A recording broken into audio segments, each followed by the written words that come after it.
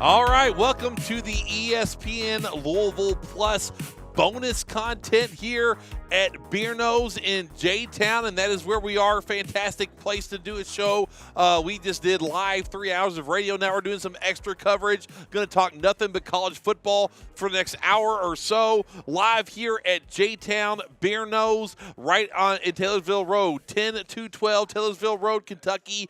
Anna, brand new deck, 36 self-pour draft beer systems. Max, I've been enjoying myself here with this self-pour. That you have. And it's been fantastic. This is not the first pour of the night. No, this is not the first pour of the night. 25 TVs to watch the big games. The Gaslight Festival is 2 weeks out. Yeah, it's that good. Bear Nose Pizza. James Streble here. Max Godby, Justin Sofro producing today's effort as well. I feel very official. Like I feel like I'm on TV. Like we're getting ready to do like a political roundtable. We may have Tim Walz on later. J.D. Vance. They'll do a bit of a vice presidential debate. No, I'm kidding. Of course, it's going to be all college football all the time here. We're going to do this on a weekly basis as well. The Roundtable presents the weekend college football preview. And Max, I mean, excited to be here. We've had a good time. Had good pizza, good beer, good radio, and now good YouTube streaming. Everybody go to the ESPN Louisville Plus YouTube account. Hit like, hit subscribe, and join us every Friday. Let's see how this goes. Max, good show today on the Roundtable. Let's dive deeper into some college football. I love, just like what we were talking about on the show, any opportunity to just get nerdy and just get into the thick of it involving college football and just football in general, I am 100% for. So I'm extremely excited that we're getting to do these preview shows this year and really just get into – I mean, you all thought like the summer camp, like the summer O-line clinics couldn't get nerdy. Wait until we get into this level where we can dig deep dive into the weeds. And we're going to have some coaches in, former players. We're working on getting a dry erase board so Max and other people can get up there and do some X's and O's and show us what's going on. Again, like, subscribe, YouTube, head over there. Now, there's a band getting set up in front of us. I believe they'll go on after us. Hello, band. How's it going? But this place is popping right now. So, Max, I mean, where do we start? That's the thing. Where do we start? There are so many good games on this weekend. Last night was a great introduction to college football. I know we had week 0, but now it feels like the real thing because you have games Thursday night, Friday night, all day Saturday, Sunday night, Monday night. We're diving deep into the thick of it. And I tell you what, Max, this is going to be so much fun because I really feel like college football gets it with this, and they've definitely done a great job of setting up some premier games this weekend. We have ranked teams. We have cross-conference playing this weekend competitions. ACC versus SEC is big time this weekend as well. So I know what you're going to be doing tomorrow. You're going to be doing the tailgate experience at Kroger Field. 100%. But you know why we've got all these great lineups of games for week 1 and why we have all this cross-conference stuff?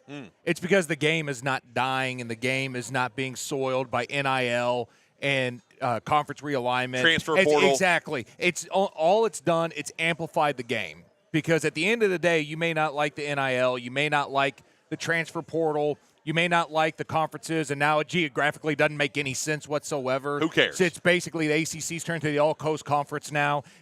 At this point, it gets you into these situations. It's like, okay, you don't want to be left out of the playoff anymore.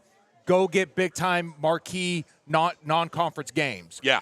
You want to be able to get a shot into the playoff or get to better bowl games, get into better conferences. So you're seeing more and more.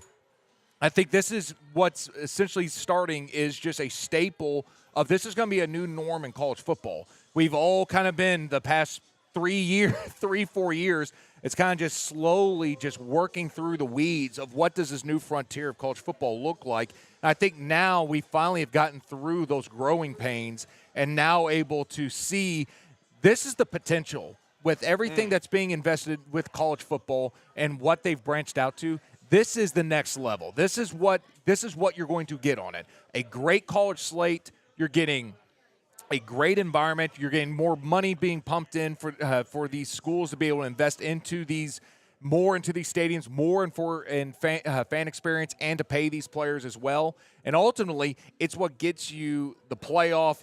And instead of having football in January 10th with the national championship, it goes all the way out to the 20th, plus a plethora of playoff games in between. And you think about this, too.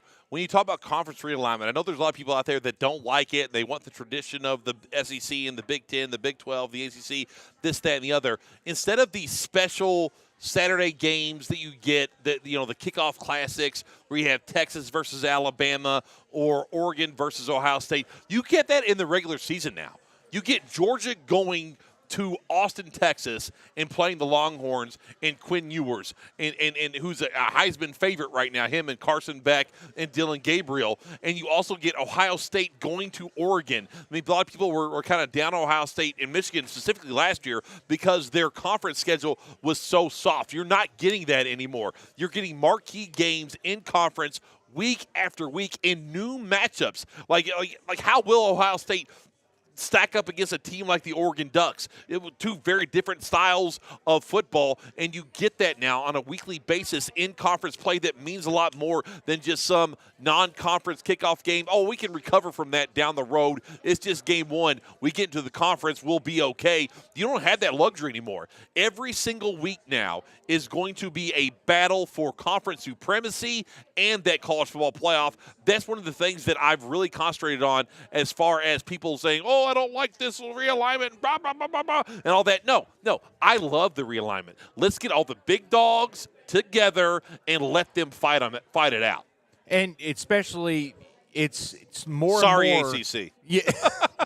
More and more you're seeing where the college football is wanting to replicate the NFL. Yeah. This is one component of it. The days of where you're going to see a team probably go undefeated are gone. You said that earlier this week. Yeah. I don't think you're going to see that much anymore. I think now and that's what happens when you start playing against this great competition. All of a sudden, you're knocking mid-majors and the FCS schools out of your conference, out of your schedules to make room for these. And I think one thing about this as well that's is a big underlying component is also how's Ohio State going to deal with going to Oregon with the time change? Right.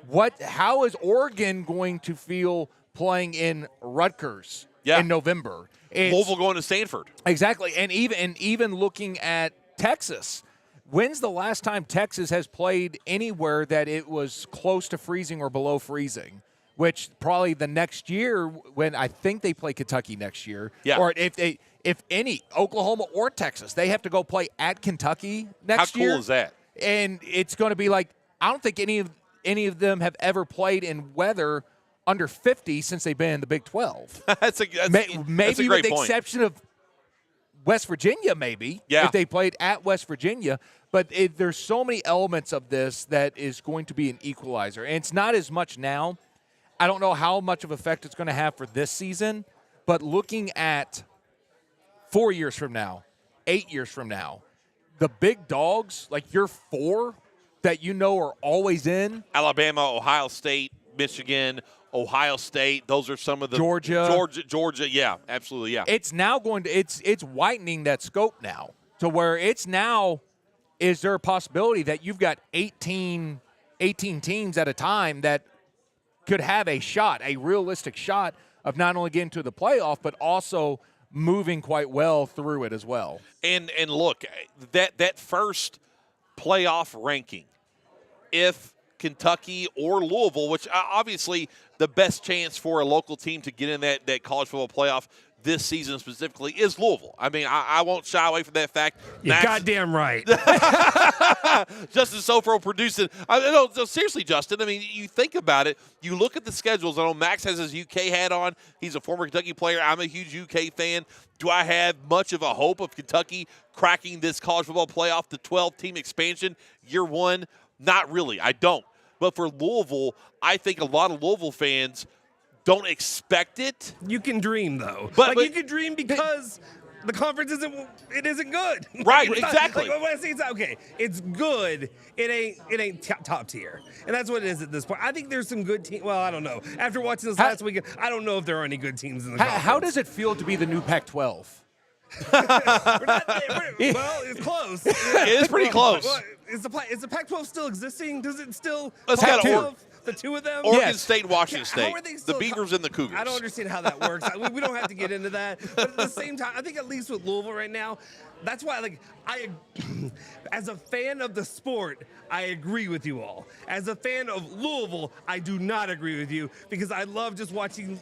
As long as Louisville's in the ACC, there's always a chance because the other teams are in the conference are not going to be as good. There's always going to be an opening there where Louisville could, like last year. Yeah, Louisville would have been in. Yeah. And I didn't expect them to be playing in the championship game of the ACC, Sure.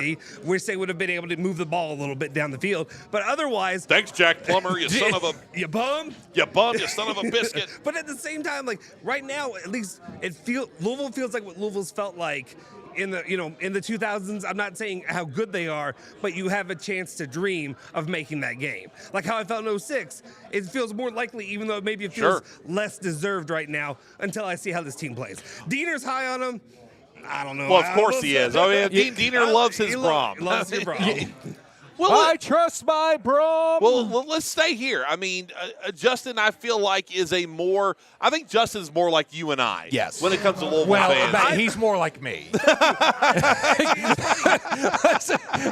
can slow. Yeah. It's so funny that he says that because I thought it driving here, listening to Godby, I'm like Godby. We're both kind of more pessimistic fans of our own school. Like, even when they're good, I feel like something's going to go wrong. Like, I don't feel like there's, like, in basketball, it happens to me all the time. In football, especially lately in basketball. Yeah, well, But, like, I'm always viewing the negative thing that's going to happen. So, like, I realize, too, when I'm doing stuff with a UK guy that's like you, I kind of struggle because I'm like, oh, you're right. Instead of Yeah, I know, because I'm an A-hole. I'm an AH. I'm an asshole. Yeah. Oh, they're going with the title. I'm not going to do it. And, yeah, but anyway, go ahead, Gabi, with what you were saying about I'm more like you. I just don't know. I just don't know, like, what is there to play for when you're Kentucky right now? Like, you know what I mean? Like, does it not feel okay, I guess what I'm saying is if Louisville's left out in the cold, and if a conference realignment happens, Louisville's out in the cold, and you only have the Pac-12, Jesus, the Big Ten and the SEC, then there's nothing for me to play for as a fan. Why am I showing up watching games if they're out of those conferences? Those are the only teams that are going to win a title if that happens. And at the same time, if you're Kentucky and you feel like Godby does, I feel like you could be a little bit. You can get it up a little bit. You can get it up. Tri-State Men's Health exactly, for that. Yeah. Exactly. Hey, Tri-State Men's Health, if you're watching us, your boy would like to use some of that right now. I feel like this is against Which product? the semaglutide. Okay, I want to make sure for that. Yeah. No, damn it. You did that. I didn't do that. You did that, Justin. That's good. Hey. Whatever you got to do, that's fine. But, no shame. But the semaglutide, I was like, I'm ready to cheat. I'm ready to cheat at this point in life. I used to be able to go run 5 miles a day and starve myself all day. And not eat beer nose pizza. I got 2 Delicious. kids. I don't care anymore. And I got 2 kids and 3 jobs. I don't care anymore. Right. And you're married, you're set. Cheat all I can. If I have to go under the knife, I'll do it. But anyway, overall, though, I just wonder at that point, unless you feel like there's going to be a coach that's going to take UK to the next level, what are you playing for? Well, I think you can. I think that, well, no, but I think like it's the same thing with when it was the BCS versus when Journos just decided who the national champion just voted was. on it. You still have just that passion in general for just watching your team and wanting them to succeed. And the great thing about football and the great thing about playing in this conference, playing for both Louisville and Kentucky, is that you, in ultimate spirit, you can control your own destiny. Yeah. How realistic with it is with that schedule? Don't know. Probably not a lot. But at the end of the day, the best thing about this 12-team playoff is it gives you a shot. And there's been times for Kentucky. Yeah. 18 and 21 didn't exist according to the NCAA. According to the NCAA, who but they can believe off. 18 and 21, they would have been at the doorstep. That at that point, a UK fan could be dreaming about that. Yeah. So I think for just this specific era of the Mark Stoops era, there is still a shot to at least get to that doorstep. But then it's building to that reputation to where whoever the next head coach at Kentucky is, whether it's next year or 3 years or 4 years or another 10 years from now, no matter what it is, you at that point have built a platform and built a foundation for that school, which that's what Mark Stoops has done. Yeah. To where you could take them to the next level. It used to be in Streble could attest to this. Used to be, if we could just make it to the Music City Bowl every single year. It's an accomplishment, mission accomplished, like George Bush on the aircraft carrier. Man, we made it to the Music City Bowl, mission accomplished. I think fans have moved past that, and going back to Louisville fans, they've been there. They've been to an Orange Bowl. They've been to a Sugar Bowl. Yeah. They want to go back to it. Kentucky fans are still hungry for that marquee game, that game or that situation that puts them on the map, and this new era of college football offers that. Now, for Louisville, it's more attainable not only because of ACC or whatever, but also for Kentucky. This year they're still working with the same type of formula for this is the games we play in the SEC. They are going to move to a 9-game season in the SEC probably next year, or if not next year, the year it's going to happen. It's going to happen. So for Mark Stoops, as to what you alluded to, does he feel like he's on borrowed time? Does he feel like he's already done what he can do, reached the ceiling? I think this season is very important for 2 reasons. First, Kentucky specifically. Number one, if Mark Stoops fails and falls on his face, I think that he just feels like he's stuck there. He's stuck in Lexington. There's nowhere to go. He had his chance last year with A&M. We know how that went. It fell through. If he can overachieve, which we alluded to this in the show, Mark Stoops does his best coaching. His best teams happen when they're flying under the radar. Yeah. When everybody's not picking them to go 9-3. When they're not picking them to be, third in the East, and there's no divisions now. I understand that. But like this season, people don't know what to think. That's when you get the best of Mark Stoops. And I'm not going to sit here and say, I believe this season is when he breaks out and he goes 9-3 again and wins 10 games in a bowl game. That's hard for me to believe, but there is a track record here with Stoops that he's at his best. He's his best version of Mark Stoops when he's behind the 8 ball, when nobody believes and nobody's talking about them. There's been so little talk in camp, whether it comes to Brock Vandagriff, Bush Hamden, the defense. There's a little bit with the defense, especially with Deion Walker, but this team has not been hyped up. You think about last year, Devin Leary is so accurate. He's throwing darts. He was the ACC preseason player of the year. He'll lead the SEC in passing yards. The year before that, as long as he doesn't get hurt, he is going to be the best quarterback Kentucky's ever seen. Or if Liam Cohen does it. Liam Cohen partnered with him. Liam Cohen's going to take him to the next level. The year before that, you get Will Levis 2.0. He comes back. He's going to be a stud quarterback. Both those teams fell flat on their faces and underachieved. So there is that in the back of my mind. Like, what if Stoops has this season like tailor-made for him? He wins enough. He goes 8-4, 9-3, and then he's like, "This is my chance. I bolt." And man, that's the craziest thing about all of this, because it's been like the best, worst kept secret in all of college football that you had a coach that was allegedly actively leaving. Yeah. Wound up not leaving, and everyone was just like, Okay, yeah, you can stick around. That's fine. It was just such a weird, and we just haven't talked about There's it. very little blowback from all of that. No, it's like a family with like, you've got skeletons in your closet. And it's just like the best thing we could do right now is just not talk about it. Yeah. Yeah, no, yeah. For the sake of our family, we're not going to talk about it. Right. But I think you're right. I think at this point, and you've heard it from Calipari, talked about it after he went to Arkansas. You've heard it from other coaches as well. It's kind of like if you've been somewhere for 10 years, that's kind of like that's your shelf life. That's your shelf life. Yeah. And that's what Stoops has developed. That's his marquee is as a guy that's able to rebuild a program. Yeah. And he did that. And I think it's what does University of Kentucky want? What does Mark Stoops want? And seeing if both of those align. The great thing about Kentucky fans is, for the most part, you've most likely got your guy. Yeah. And that's either John Sumrall or Neil Brown. Oh, they have options. Yes. Yeah, if Mark Stoops leaves, they have options. And I think that was another thing about it is that when Mark Stoops was in the process of leaving or whatever was going on, UK fans weren't grabbing his ankles and like, oh my goodness, please stay. Don't go. Please stay. Don't go. Stay, Take Stoops. me with you. Please, please. I'll be a yeller for you. Hey, yeah, we'll go to Texas A&M and be yellers. No, if that ever happens, please put me 6 feet under.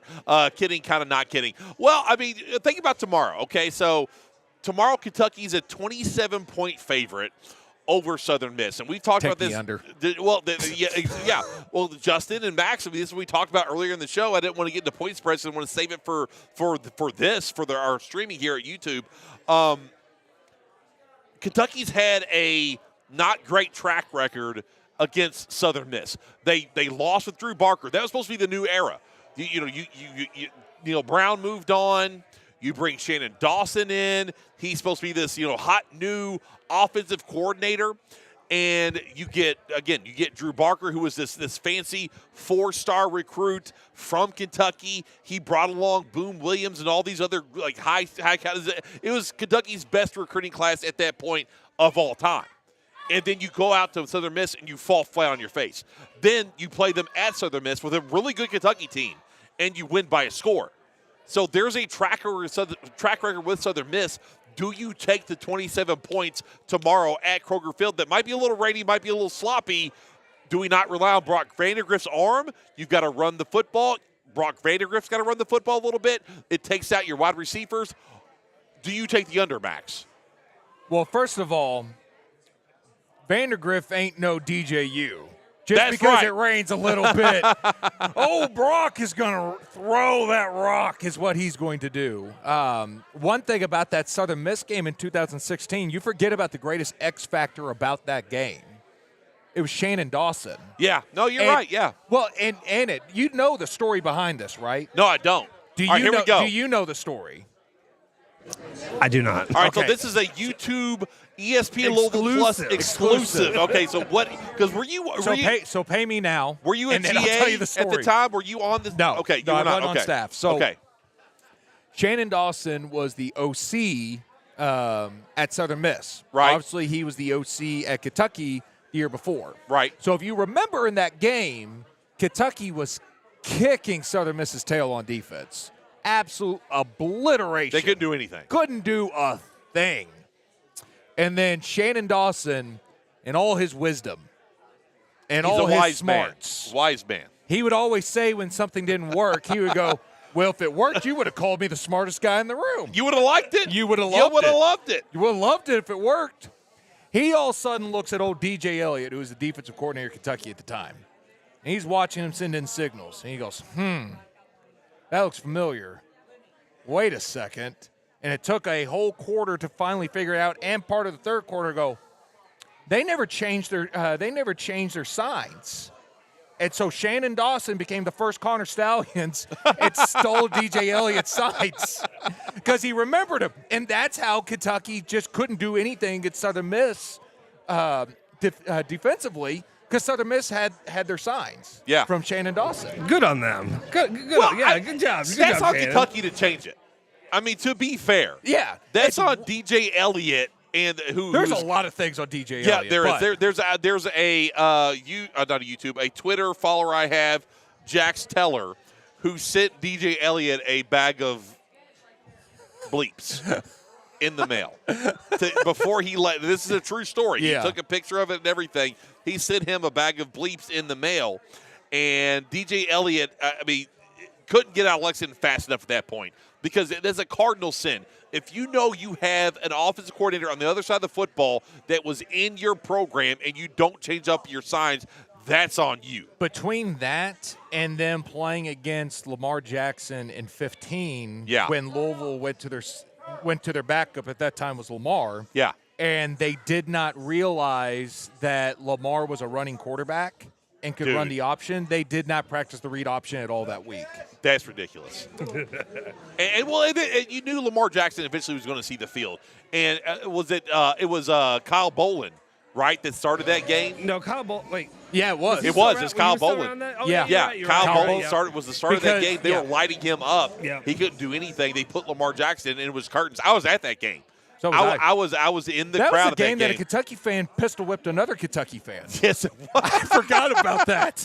I didn't know there was pistol whipping involved. Kentucky was up 21-0. Yeah. And lost the game. Yes. Yeah, I was there. It was crushing to me. Because the exact same thing happened in 14. Kentucky was up 14-0, about ready to score again, got stalled.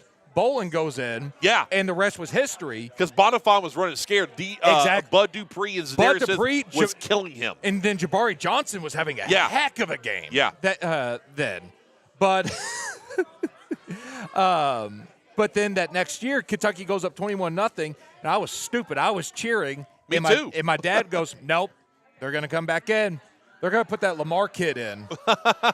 So your dad called it. My dad called it. Mr. Godby called it. Mr. Godby knew Lamar Jackson before anyone else knew about Lamar Jackson. Right. Yeah, you better. Thanks, Mr. Godby. And, who was the wide receivers coach that brought Lamar Jackson? He coached in Kentucky. Shoot. Man. Because he got a trash can thrown at him. He had a trash can thrown at him. Yeah. I can't remember. I know exactly what he Lamar looks Thomas. Like. Yes. Lamar Thomas. Lamar Thomas. He got Lamar to Louisville. The first coach that would, clap back to fans and opposing fans on Twitter. Yeah. Yes, he was. And it was like, oh, okay. That's a thing, I guess. We can do that. All right, well, okay, so you're saying Kentucky under. I agree. I say Kentucky under. Justin, what do you say? I'll never believe in. I'm sorry, it's Mark Stoops. I believe in Mark Stoops, but I never believe him in these lesser than games. Yeah. Like every time it's an opponent that he should go out and dominate, that's when he doesn't show up. If it's Louisville, he's going to show up. Yeah. And he's going to ball You're right. out, and they probably Florida and Louisville, take he'll the show over up. those. Florida and Those are Louisville, two, he will show up. Which is great, which is why I if I were a UK fan, I would love him, and I wouldn't want him to go because he wins the 2 games that you didn't win before. And now that's my issue is he only shows up for those games. Stop it. Louisville should have won that game last year. It pisses me off. Also, you can say bag of dicks on here. I'm sorry. Like, it's the internet. We're allowed to do that. Yeah. Godby may not want it, so if he does it, I don't have to do it. But I'm just saying you're allowed to. I can say bag of dicks. Yes, okay. you can say All that. right, there we go. The internet is free. You can do whatever you want. Yes. Also, real quick, couple comments. Diener's jealous of Godby's tan. And It's a good tan. I didn't even know I had a tan. It's a farmer's tan. It's a hard-working man's tan. For some reason, this camera is a little bit dark. It's reading the room darker, so maybe that's what it is. It's making you look tan. No one likes my tan? Well, the other camera. Y'all can eat it. You look lighter. They did say, oh my gosh, this is the first time I've seen James in person. Not what I thought. Really? So, I mean, you really aren't. Your voice and demeanor on air versus how you are in person are 2 very different things. It really is. I wonder if they're thinking he's slimmer than I thought, because I think people mostly think I'm just a fat slob. I think the idea of what I pictured before was melted Altoid. You know what I'm saying? Melted Altoid. Altoid. Like a guy who looks like a melted Altoid. I think you've cleared. I have a fat tongue too in my mouth. Yeah. I feel like early on you had fat tongue syndrome. A little fat tongue, little mush mouth, a little bit. So that probably is what people are associating with. Oh, I get it. No, much more clean cut. I probably should. Was that a lady also that texted that in? No, it was a guy. Also, from son of a bitch. Also from the text line, probably everyone thinks you're like 600 pounds also. They do. They think I'm like. You should belong on my 600-pound life, according to the text Yes, line. Doctor. You don't sell it well because you're always saying, "Hey, my son called me. You're a round daddy. You're a big old fat slob. I am I'm a fat. pig and I eat There's no truffles. doubt. All that kind I can't of stuff. hide that. I can't look. I can't. This physique was made by pizza. It was made by Beer Nose. Hey, who you telling, brother? And Miller Lite. Who you Like talking about? This is where it happens. All right, so let's transition to Louisville. All right? I'm not down to transition today. You know, what if you're the Hawaii Streble. Rainbow Warriors? All right, so let's go to Louisville. All right, so they're a 37-point favorite over Austin Peay. This is according to ESPN. And we know Max had the line of the day today. Instead of let's go P, let's go traffickers. Because that. No, it was let's go win one for the trafficker. trafficker. Yes, instead of win one for the Gipper. Again, Austin Peay, it wasn't all of it. It was just one coach that was doing the human trafficking. Yes, right?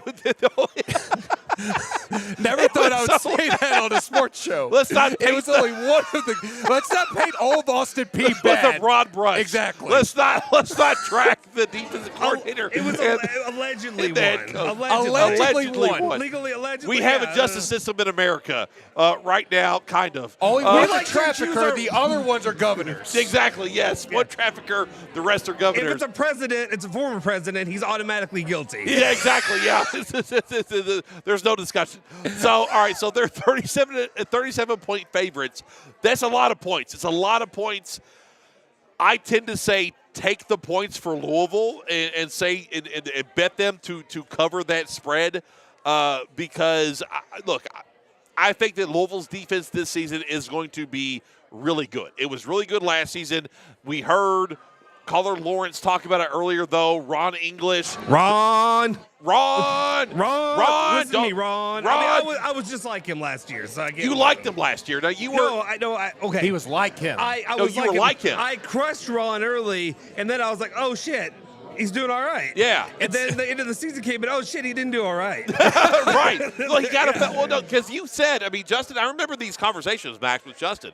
He was like, I believe in this defense as far as Ron English can take him, because he was skeptical. But Louisville fans bought in, and rightfully so. Their defense carried a lot of those 50-50 games. It wasn't the offense. It wasn't Jeff Brom drawing up the plays and dialing it up. It was Louisville's defense that won a lot of those games. And I don't know. I just feel like they're going to be asking a lot of the defense this year. I'm sorry, I don't trust Shuck.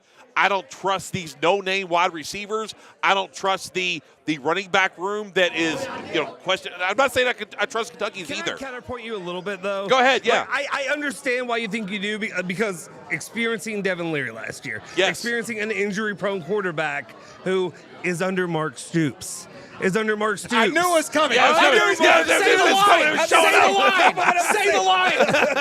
I trust my bro. I trust my bro. There it is. My Brom, I do. No, but that's what Brom wants to do. He wasn't able to do it last year. It was all running game and defense, and that's what won them games last All right, season. so but what things? Plummer had a couple moments. But what makes you think it's going to be different this year? What's different with this year? So you had Brom is Brommer. Here, Brom is this year. So Tyler Shuck actually has played less football than Jack Plummer. Yeah. That's a fact. That's true, but I feel like what I've seen in the moments that he's played, or what I've seen, the statistics are in those games that he played. Like, I'm not gonna kid myself. I wasn't watching him. But I watched the film. I watched every Texas Tech game and smelled the cow shit. On paper, he looks like a better quarterback than Plummer. I'm not Okay. saying that's a high bar. But also, one thing that also set me was I was watching, and during the transfer portal, they got Tyler Shuck early. And Yeah. I was like, all right, where's that second guy?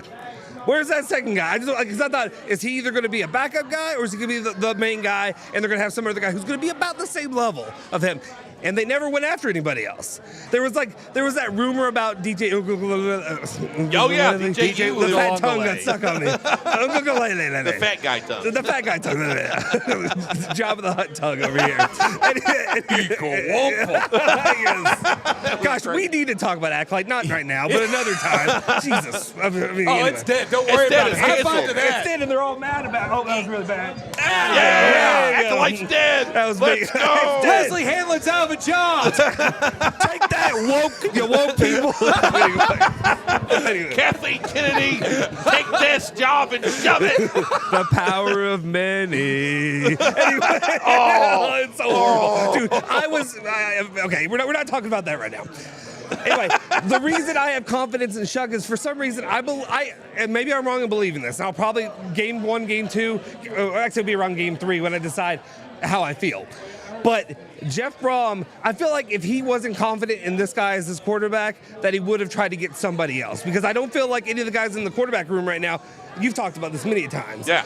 He hasn't really, installed somebody as like the next guy. Sure. out. So I kind of feel like he has confidence in Shuck.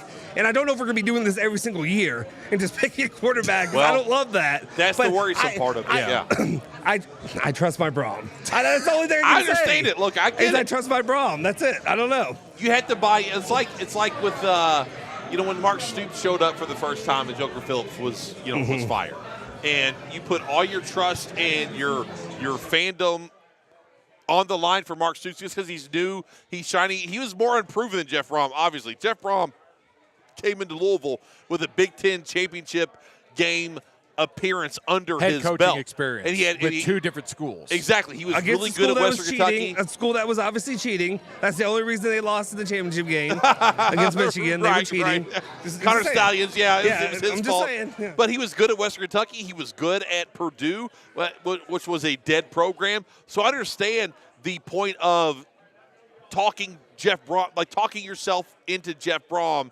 as a next-level coach that's going to raise the profile of Louisville back to where it was under Charlie Strong, under Bobby Petrino 1.0. But, I mean, last year, getting to the ACC championship game, and I asked this, Justin, to Louisville fans, and I want to know Max's thoughts too. If Jeff Brom goes 8-4 this year, that's a good record? That's a fine record? Is that a disappointment? Is that something that Louisville fans look back on as like, no, we didn't hire you to go 8-4.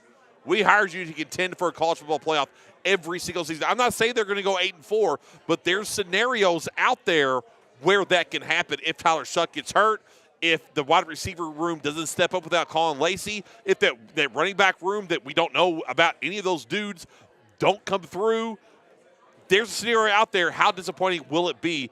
And Justin, will go to you and then go to Max next. What I wonder is there somewhat of like an unspoken comparison to like I'm not saying to Petrino, but like the Brom and Petrino, because obviously coming from the Petrino tree, if you want to call it a tree. Yeah. And then like kind of better than Calipari shrub. Yeah, kind of emulating it a little bit, especially offensively, being such an offensive-minded coach. And we always talked about the Bobby bump in year 2. Yeah. And I think there's part of me that's like, this should be the Jeff bump.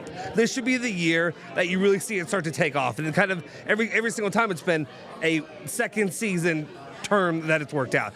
I'm not really comparing it to Charlie Strong, because Charlie Strong needed a couple more years to really get it rolling. And also he was coming out of the Crackthorpe era, which as much as I want to hate on Satterfield, it wasn't as bad as Crackthorpe. No, it wasn't. That's not really...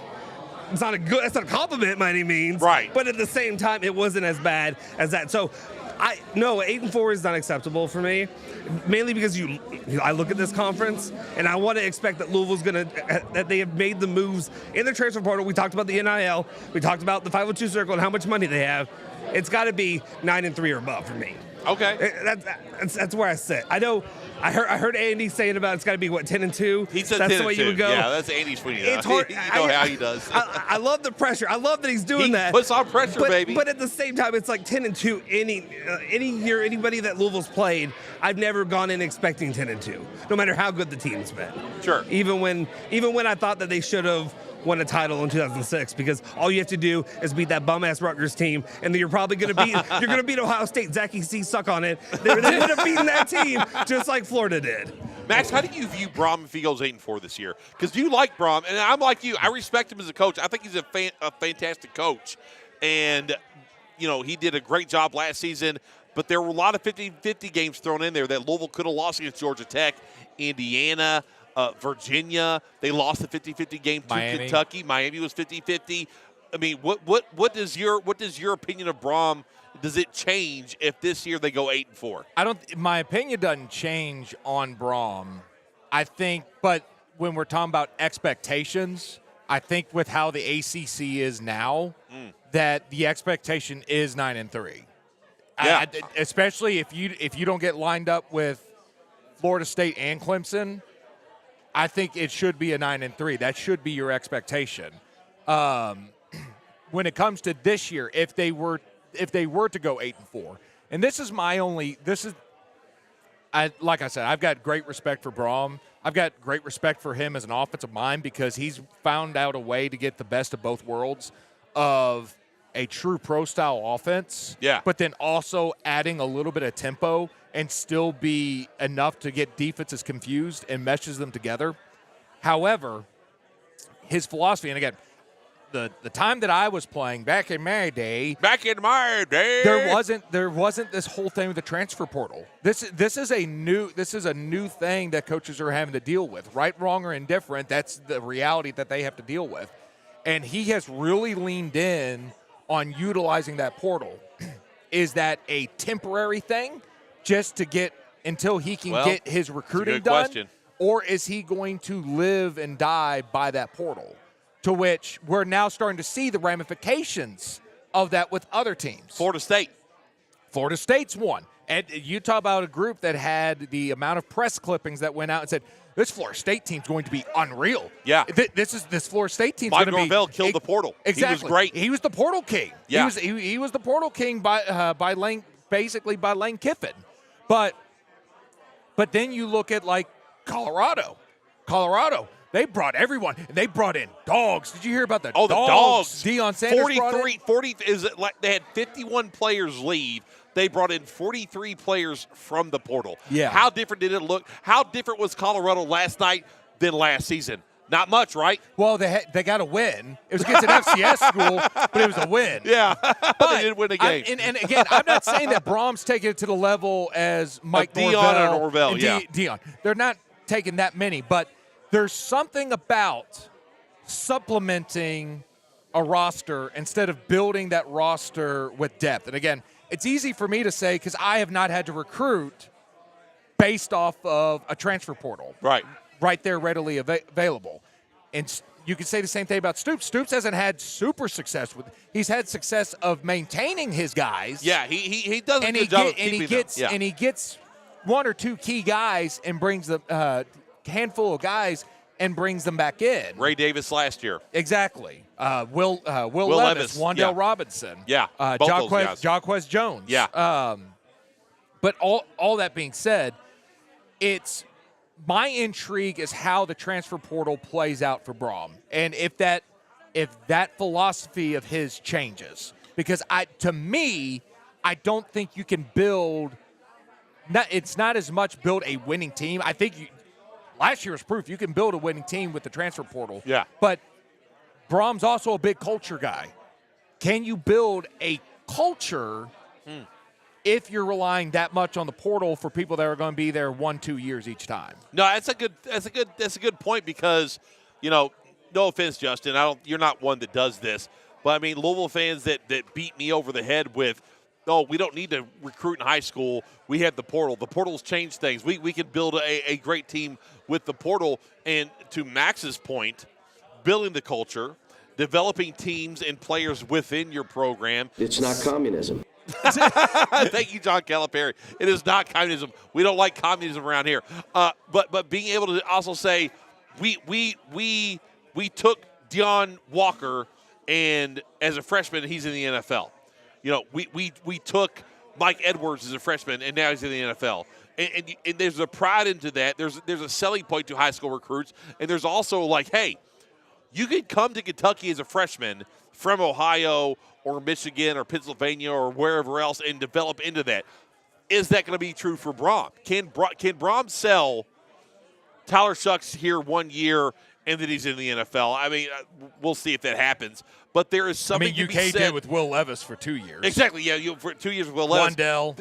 There's something to be said about getting a player and molding that player from a freshman to a junior or a senior and then watching that freshman graduate to the NFL draft. I think there's a lot to be said there. And like high school, people are like high school recruiting's dead. It's not dead. it's not dead by a long shot. If Well, it was dead, Alabama, Georgia, Ohio State, Oregon wouldn't be in the top 10. Dabo? Dabo doesn't understand how to mix both together. He's in his own world. Yeah, he is, yeah. Dan Mullen thought high school recruiting was dead. Yeah, look what happened to him. Well, he's got a great TV contract now. He's got, you know what? You're right. He's onto something. He's living the life. I feel like we're still in a world of like a flux where I need to see how the next 2 years pan out to really see what is the game plan. Like what will work? Is there a shelf life on continuing to just get guys out of the portal, or is there a shift that's going to go slightly back to having your guys that'll stay 4 years or so? Right. Not 4 years, but 3 years, and then you'll be able to build him up. Because right now, the way I was operating was very much you get guys, that's cool that you get them. Like in basketball, it makes sense because those guys will get more playing time than guys in football. In football, it's like, I'm not saying it's wasted money, but it's like you're just going to guess, hey, freshman year, you're going to be here, and we're going to try to put some money into you and hope that you stay and hope that, Ohio State or whoever it is doesn't come along and just snatch you up because you actually showed some promise now. Yeah. So I don't know quarterback-wise because – especially besides a guy like Lamar Jackson who just could do things nobody else could do in his freshman year. Like he was, exactly.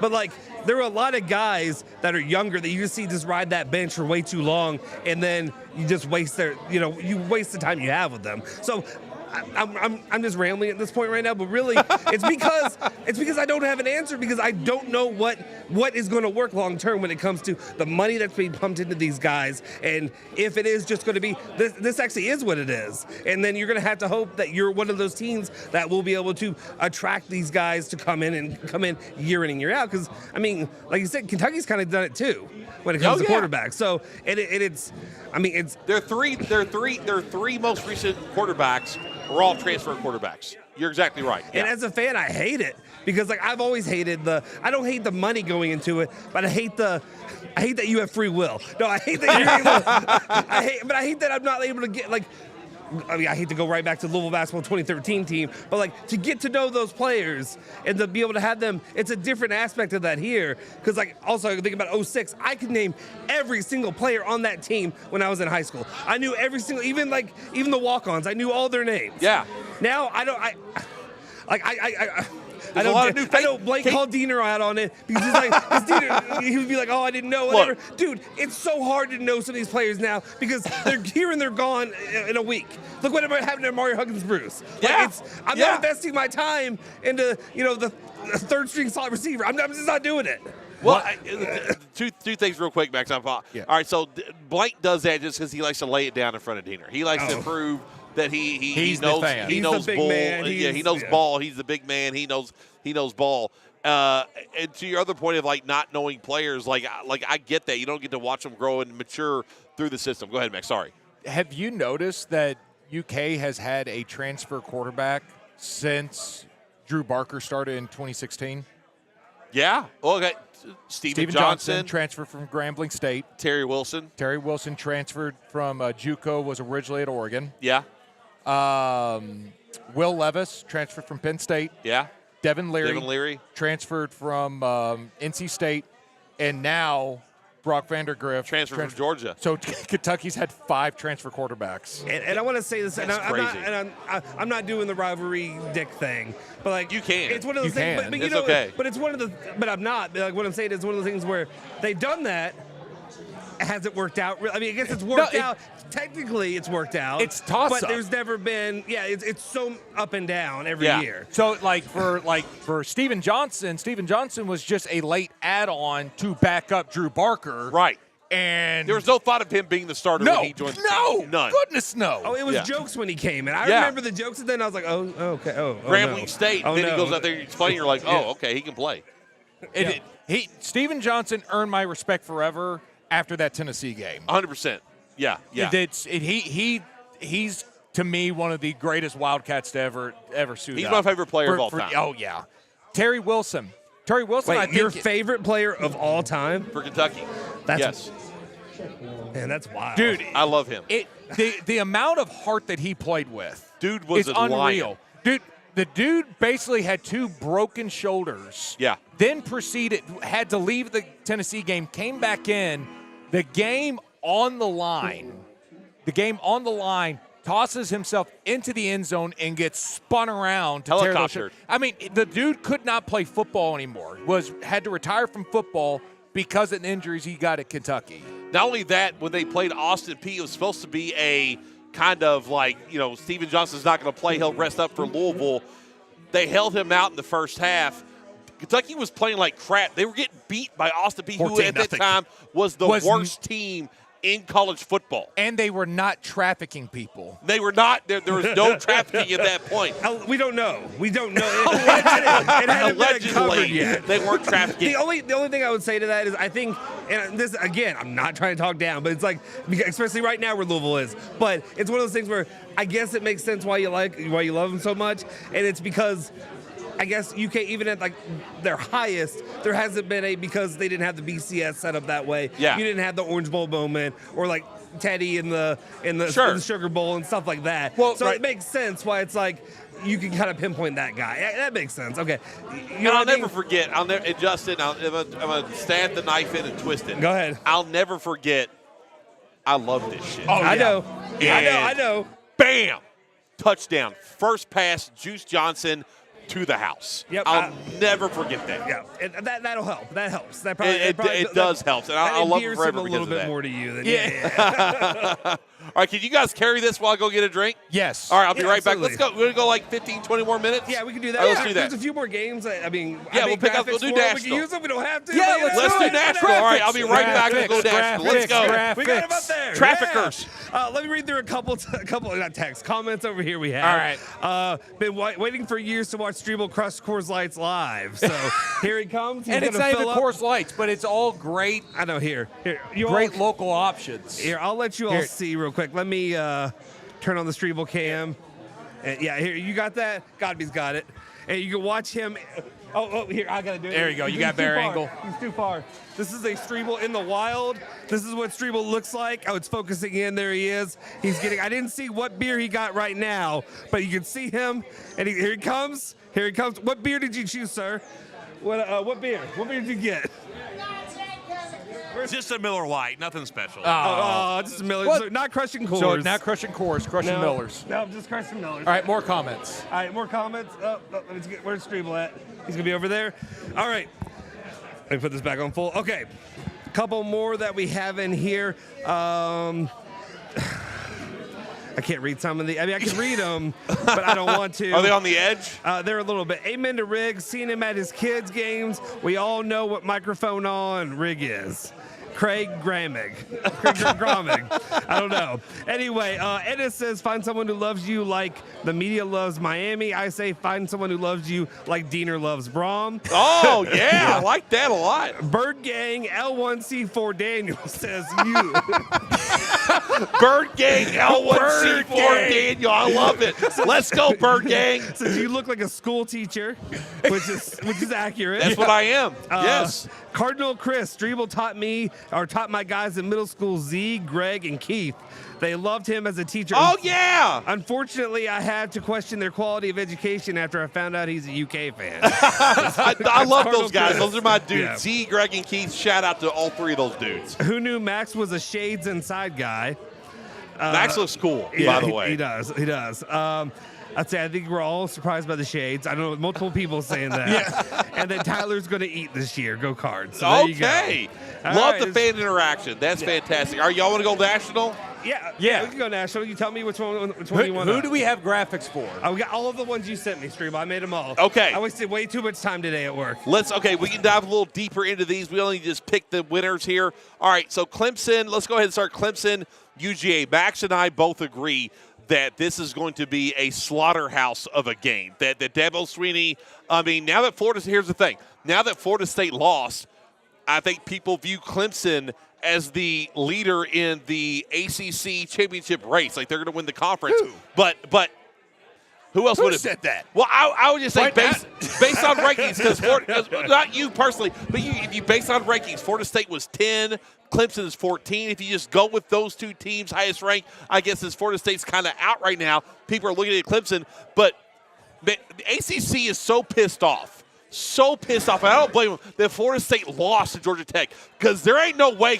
Dabo's winning this game. This is set up for disaster. Right? It's a lazy thing, right? It is lazy. No, you're right. It's lazy. We'll go Clemson. We're not going to look at Louisville. Yeah. I'm not saying Louisville, but I mean, seriously, but like NC State's not even. I mean, I would take NC State over Clemson. Right not now. after last night. I wouldn't. Oh, After that first half. The first half, they were bad. Oh, were they? They were bad. Oh, Yeah. never mind. They don't win it by a lot, but I didn't watch they that were one. bad. Them and Wake Forest looked like junk I'm in that sorry, first half. I don't believe in NC State. I never will. That's the one that bothered me that they That was rated another close game over Louisville. I forgot about NC that State one. was a close game. Yeah. That was a 50-50 when they won.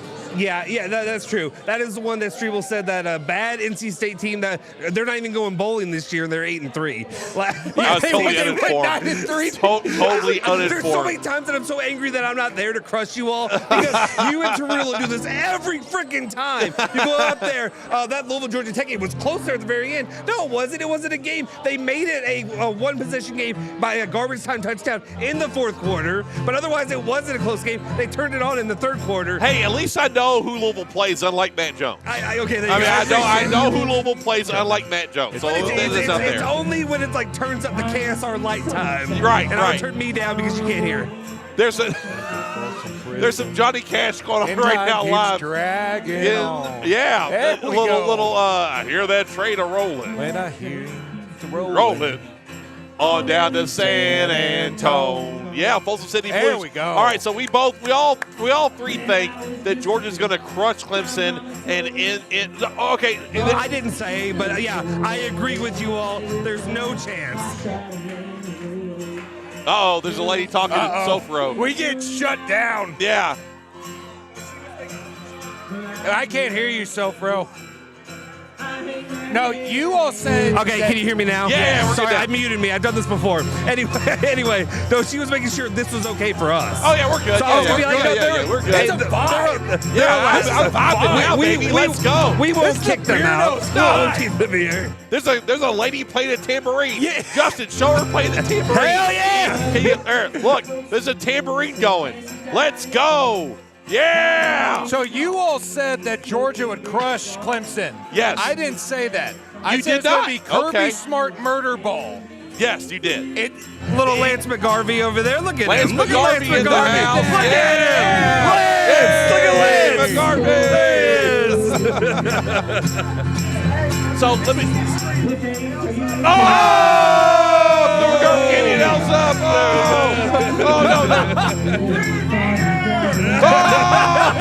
Oh, is that Dwight Whitten?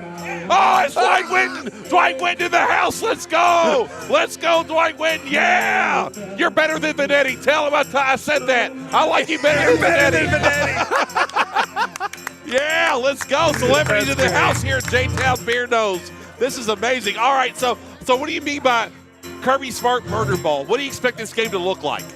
I mean, did everyone forget about what happened to Florida State last year or TCU the year before that? Yeah. Have we all just forgot about that? That Kirby Smart, when he has basically just a grudge on anyone, what's going to happen? He kills them. Yeah. He hangs 60 on them. Yeah. And all Kirby Smart has to do is show in some way, shape, or form. We're getting a selfie there. Little selfie with Dwight There we Whitten. go. Let's go. And just having, for any reason whatsoever, for them to feel like Georgia's being disrespected, he's going to go out and kill them. Yeah. Now you keep them out of the playoff. You kept them out of the playoff. They get a whole offseason to fester on that. Playoffs? Playoffs. They are going. Kirby Smart's going to have that team with a steely-eyed focus going into that game. Dabo's going to get wrecked. Yeah. Wrecked. There ain't enough running or rubbing Howard's rock or going down that hill in Death Rub Valley. that rock. There is nothing that he's going to be able to do to salvage from that. I mean, it's going to be the type of thing that basically that's going to rock Clemson's season moving on. By the way, and I am all the way here for it. Let's go. Text line is open, 437-9680 UPS Jobs text line. Texter says, you sluts struck gold with the live show. Please keep it up. So let's go. Yeah, We let's got go. it, Keep it up. do it. All right, if y'all want to text in, 437-9680 UPS Jobs text line. All right, let's move on to the next game. The other game, we're split on this. Penn State, West Virginia. This is the Max. You went against your old offensive coordinator. Neil Brown, you pick James Franklin, the overrated ass James Franklin, to win in Morgantown against the Mountaineers. How do you see this game working out? Why did you pick that? Okay, so I'm going to do this. All right, let's do it. For the sake of the record and for the sake of our competition to see who wins throughout the year, I will keep it Penn State. Okay. But I'm telling you, watching Morgantown today, watching daggone Pat McAfee just get hyped. Yeah. And then that Neil Brown goatee. Keep climbing. And trust the climb. Trust the climb. And finally, at this Trust the climb. where West Virginia, they finally get to this point, slushed over with Duke's Mayo. They finally have all the components together. And in this new world of Big 12, this new world of Big 10, this has to be the time for you as a Mountaineer to be able to go and finally get to the top of the mountain. The Fighting Neil Browns, man. Yeah. I'm going with them. I'm all in. I'm bought in. By the way, Mo Bamba can suck it. Max actually introduced me to the Duke's Mayo trend. Justin, have you had Duke's Mayo? It's the best mayo out It there. blows helmets out of the water. And I love us as white people. We love our mayo. We love our mayo. No, it's fantastic. It's I a white love it. person's condiment, My for wife, sure. my wife's only allowed to buy that from now on. But yeah, no, Duke's Mayo. Well, look, I think that Penn State just gets, like a lot of teams, I think Miami gets ushered to the front. I think that North Carolina State, for whatever reason, gets ushered to the front, not to the front, but you know what I mean. They get the benefit of the doubt without proving it. Penn State gets the benefit of the doubt without proving it every single year. They can't beat Michigan. They can't beat Ohio State. They cannot ever contend for a Big Ten title. They've not been in a Big Ten title game since James Franklin has been the coach. And I don't see that changing. He wilts in big games. This is a big game. West Virginia may not be ranked, but this is their first game, national television, marquee game. I think West Virginia pulls it out. I like West Virginia in this big time. I'm not saying they're going to blow them out, but I think West Virginia does win that game. I think Neil Brown's going to lay an egg. Like Big Bird. I think Penn State. I think they're overrated and they're not going to win any Big Ten championship, anything like that. But I think this is the kind of game that they will actually win. I can and see I'm sorry, that. Neil Brown, I just don't think he gets it done. And I think that they're going to be slinging batteries by the end of this thing. But did you notice that he has a goatee D's. now? He does have a goatee. He does have the He goatee. has a goatee. Yeah. As somebody who just butchered his mustache last night, I was so sad. Like when it grows out big, like I don't have a good mustache like you. Max has a man's mustache. Well, he's got the full that. Like my brother has the same one. Mine's the one that separates and goes this way. So kind of like Tanner's. Yeah, but I can get it mine. curls. I can get it big this way, but you have to let it grow for a long time. It's over. I look like a toddler. It's a toddler mustache.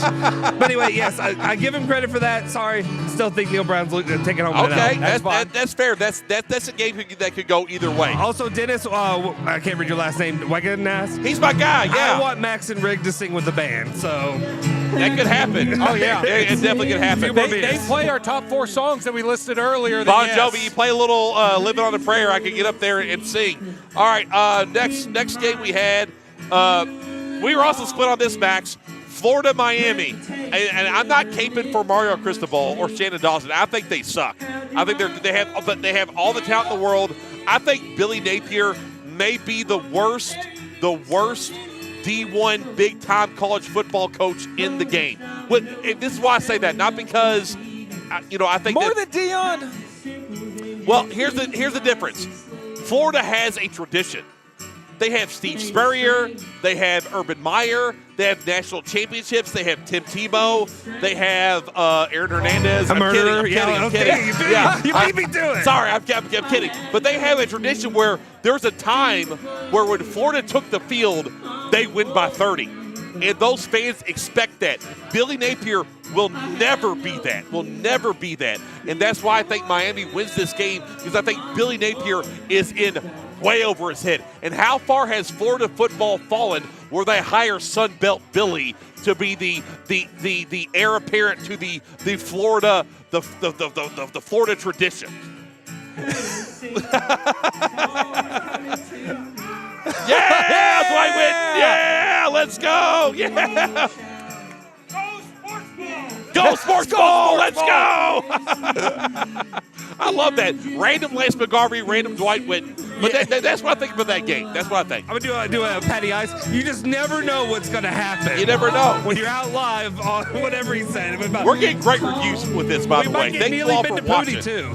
And Real quick, smash the freaking like button, hit the subscribe button, go to the YouTube channel. Smash it! If you're watching it on Twitter, I appreciate the support on there, but definitely go over to the YouTube channel, hit subscribe. We put some videos that are only on there. If Neely Bendapudi shows up, I'll have to call Mark Ennis to make sure he gets to talk to her. Yeah. I'm kidding, Ennis. I'm kidding. But all right, your thoughts on this game, Max? So you believe in Florida beating Miami here? I believe in Florida simply to the point. I think Florida is a more battle-tested team just from sheer conference standpoint. Yeah. I think that Florida's got too much speed for Miami, and also let's not forget. You can say whatever you want about Sun Belt ability, and I agree with the majority of it, 99% of it, heck, all of it. But Mario Cristobal ran a play instead of taking a knee to win the game and lost the game. That's fair. I mean, that's fair. That, to me, and also Shane Dawson's still there. Yeah. So that's all I need to know at that point. I think Florida wins this one. Okay, that's fair enough. That was one of the all-time bungles in the history of college football. All right, Notre Dame in Texas A&M on a neutral field, but it's in Dallas. It's in Texas. I think the Yellows will be out in force. Brian Elko's inaugural game as the Aggies coach, I think he gets wrecked. I'm not saying I love Notre Dame. I love Marcus Freeman, but I think Brian Elko is Mark Stoops light, and I don't believe in anything that he's bringing to the table when it comes to the Aggies. Like their excitement over him is so overblown, so over-embellished. I mean, what did he do at Duke? He had a couple winning seasons at Duke, and everyone's like, oh my God, he's great. It's still Duke football. It's still Brian Elko.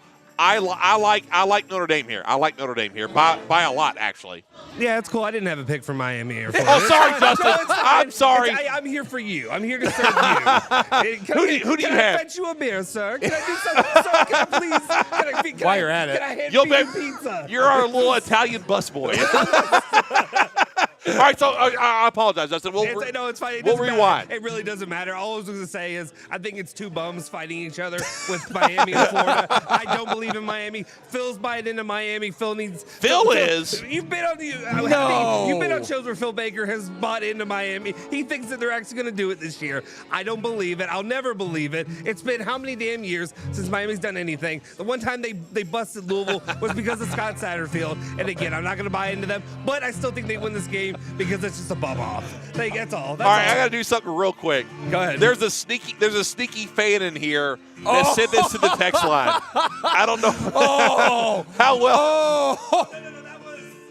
That was when I did the. Oh, okay. So they got the text line. I thought it was a sneaky listener. That's essentially pretty the Bigfoot great. picture. It looks like Bigfoot, yeah. The Patterson Gimlin film. If you don't know about it, look it up. You know what I'm saying? I can do a Weird Wednesday live here, but I'm not going to. That's fantastic. And another texter says, name this segment Spreads with Streble. All right, so I'm picking Notre Dame big. Max, what say you? Sorry, real quick, another one. This YouTube Live is awesome. That is from Bird Gang L1C4 Daniels. Oh, thank you, Bird Gang Daniel. Let's go. Bird Gang. Hey. I'm not doing L's up, though. I'm not doing it. I refuse. He might. Get a couple more beers into him. Get a couple more beers. They keep shaking that tambourine and strumming that guitar. You never know what's going to happen. If they play Country Roads, I'll give an L's up. Whoa. Is there a do tip that. jar over there? Or is it a tip jar? No. A&M is not going to win with Great Value Brand Stoops. Okay, yeah. They're just not. And I don't believe in Notre Dame either. But I'm never, ever going to pick a school that has yellers. Yeah. I'm not going to do it. A&M is a cult. I condemn cult-like activities. Notre Dame for the win. Okay, Justin? I'm right there with them. You all both taking my thing about great value, whatever you want to call it, Stoops and all that. Oh, my God. I agree with all that. I think another part, though, is I will take Notre Dame, but I don't believe in Notre Dame. Just like I again, picking another bone with you when you say about like Louisville. A bunch of people have said this though. I don't believe in Notre Dame. I think Jeff Brom gets up for that game. I know I'm talking about a different game. He can win that game. But No, I agree with you. So many people are so confident that Notre Dame, they've got it in for Louisville. I don't believe it. Show me you've got it in for anybody. Right now, I don't believe in Notre Dame. That's fair. But I just really hate Elko. I just don't like him. He's very much, he stoops, but without the success. Yeah, I agree. I agree with that. All right, USC versus LSU. We talked about this earlier, Max. Lincoln Riley tried to weasel. He tries to weasel his way out of all these big games, and he tried to weasel his way out of this one. I don't like Brian Kelly. I hate Brian Kelly. I think he's the biggest fraud in college football. He can't win big games. He does fake accents. He does these weird videos where he's going, ooh, with the recruit with the 360 camera. It's strange. He's a weirdo, but I think Lincoln Riley is even a bigger fraud than Brian Kelly. I think they get beat down in this game because they don't have any defense. Caleb Williams is gone. I think LSU's defense will be good. I think LSU actually is a sneaky team in the SEC because their it's a great song. Great song. Oh, it's a great song. If y'all can hear it, woo, Gypsy Rose. Oh, man. Yeah. Yeah. But I feel like I'm in the SEC commercial right now. Yeah, I wish I wasn't. We get paid a lot of money to be in that commercial. That would be fantastic. But I think LSU, because of the advantage of their SEC schedule, all their tough games are at home, all their easy games are on the road. I think LSU sets a tone in this game, and I could think that LSU might be a sneaky pick to be in the SEC championship game. Very well could be. Georgia's going to be in. Yeah. The question is, who's Georgia going to play? And they go to Texas. If Saban's not at Bama, I ain't picking them. Right. It's wide open right now for the SEC. But there is no doubt. It doesn't matter how much I don't like Brian Kelly.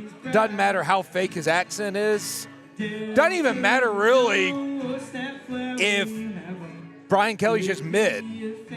He's better than Lincoln Riley. Yeah. In every way, shape, and form. And this is what you're going to see, basically a stoppable force against a movable object between these two coaches. I still think Brian Kelly comes out on top. I have LSU over USC. All right, what about you, Justin? I'm going to keep it short. I'm right there with you all. The same thing. I don't believe in, regardless of what they did to Louisville, and it was a freak night by what string quarterback was it? Third string quarterback? Yeah. It was a freak night what happened there. I don't believe in Southern Cal LSU rolls. Okay, Miller Moss. All right, last one we'll do, and then we'll get out of here. FSU versus Boston College. I just put this on here because before FSU lost to Georgia Tech, this game isn't interesting, but now it's interesting. How does Florida State recalibrate? How do they refocus? How do they get up off the mat against a bad Boston College team? I don't know how this made the Monday night game for the college football kickoff. I have no idea. But now at least it's intriguing to watch and see what Florida State and DJ Uyunglele does against a bad Boston College team. Do they come out and throw the football down the field unlike they did against Georgia Tech? I think Florida State wins. I think it's close for a little bit and they pull away. I don't think this game does anything for Florida State's hopes of winning the ACC or cracking that playoff. I'm going to level with you on that also. I think we're on the same page. I think Florida State's going to come in extremely hungover in that game. Kind of a dismal. I flirted with the possibility of picking Boston College. Yeah. But just couldn't do it. I think Florida State finally makes adjustments at halftime, winds up winning 2-3 scores, but I think it's going to be a very lethargic Florida State. All right, Justin, last pick here of the night. This is the recovery game. That's what it is. It's going par for the course at this point. Florida State goes out, wins. I think they're going to cover. I think it's time to. It's a get-right game, but I still don't believe in them for the season as a whole. Let me see what that spread is real quick. I had it at 16 and a half today. Okay. That's what I had, and I put it on the graphics, so it's up there on the screen for everybody to see. All right, at ESPN, they have this game as a Florida State minus 17. So, yeah, 16 It's getting better. So you think they'll cover? I think they do. I think they do too. Yeah, I think that's just where we're looking at right now. I think Florida State, if they would have won the game against Georgia Tech, I'd probably take Boston College in this. But I think this is one of those moments where they're just going to go out there, get the job done, and then we'll see what they look like the rest of the season. All right, Texter, no disrespect, rigged. It's a little fun. I'm sure I've had more similar pictures as a have the beer. Oh no disrespect at all. That's a great picture. It's hilarious. That could be my profile picture, even though you put the Louisville Cardinal bird underneath me. All right, it's been a lot of fun. We'll do this again next week. I'm not sure where we'll be if we're back here. We love Beer Nose, J-Town. Come check them out again. Beer Nose, J-Town. They have that awesome pour your own beer. 25 plus beers on. Actually, no, it's more than that. I think it's like 36 beers on tap. 36 self-pour draft beers on tap. The system, you get a bracelet. You go up there and fill up anytime you want. Turn your bracelet in afterwards. Then they charge you. You get charged per ounce. Also, over 25 TVs to watch big games. Gaslight Festival, September 7th through the 15th. This is your hub, your home for it. And the pizza was fantastic. Love it. Max, any last words before we sign out tonight? Thank you for Beer Nose. And, again, awesome atmosphere out here. Definitely come out here. And remember, trafficking's bad. Trafficking is bad. Do not win one for the traffickers. Justin, any last words from you? I thought you were about to say thank you for being a friend, and I thought we were going to break out into song. Thank you for being a friend. Going down the road and back. Okay, anyway. Yeah, we won't do that tonight. Overall, I'm just excited. Football season's finally freaking here. I know it was here last week, but my team hasn't been playing, so I don't have that adrenaline rush. Not that I expect a lot of adrenaline against Austin Peay, but I'm excited to see how the Cards and the Cats do this season. And we will see you guys next week. You go ahead. Oh, wait. Like, subscribe, hit the freaking bell, all that good stuff. Yeah. On YouTube. Get over it. It's fine. Godby killed the iPhone feed. Another camera dies if you don't hit the subscribe button. Literally hundreds of people watching and taking this in right now. Thank you all so much for tuning in. We'll be back on the Roundtable. We'll be back on Labor Day to recap the games for you over the weekend. So check us out, ESPN 680, 105.7. Hit that ESPN Louisville app if you're out and about, or iHeartRadio, whatever you want to listen to, do it there. Thank you so much to Beer Nose. Thank you, Phil Baker, Andrew Bosch, for setting this up. Thank you, Justin Sofro, for coming out here and producing the show. Great content, as always. Max, enjoy the game tomorrow. Have fun out there. Everybody, again, Roundtable, Monday, 3 to 6, ESPN 680, 105.7. We'll be back here next Friday or somewhere next Friday to do this live show. It's been a lot of fun. Signing off. Everyone have a great weekend. Go Cats.